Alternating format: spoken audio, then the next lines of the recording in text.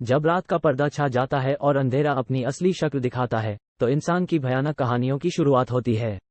यह एक है ऐसी कुछ कहानियां जो दिल को धड़काने और रूह को कांपाने की कल्पना को साकार करती है। भूतिया घर। एक गांव में एक बड़ा पुराना घर था जिसे लोग भूतिया मानते थे। उस घर के आसपास रहने वाले लोगों की कई अजीब गरीब कहानियां सुनी जाती थीं। एक रात 3 दोस्त ने, जो कि उस गांव में रहते थे, उस भूतिया घर में घुसने का निर्णय किया। घर में आते ही उन्हें अनजान आवाजें सुनाई देने लगीं।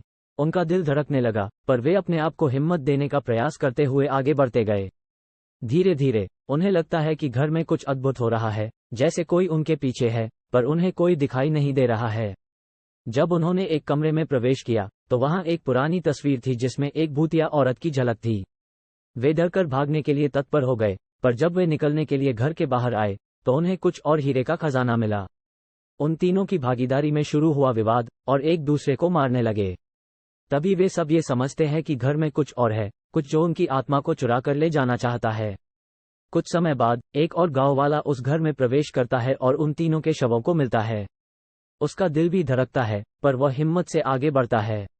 वह अंधेरे में उस पुराने और भूतिया घर की खोज करता है, और फिर एक अद्भुत चीज खोजता है। उस औरत की छवि के पीछे एक नोट है। मैं नहीं जानती कि यह आखिरकार क्या है, लेकिन मुझे पता है कि मैं यहाँ अकेली नहीं हूँ।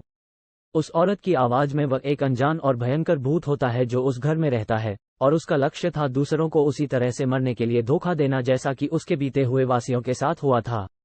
वह भागता है, पर वहीं उसकी पूरी दुनिया उसी भूतिया घर के अंदर बंद हो जाती है। कहानी का संदेश ये है कि कभी कभी हमारी हड्डियां नहीं, हमारी असली आत्मा को दर्शाती हैं, और असली भय की जड़ हमारे अंदर छिपी होती है।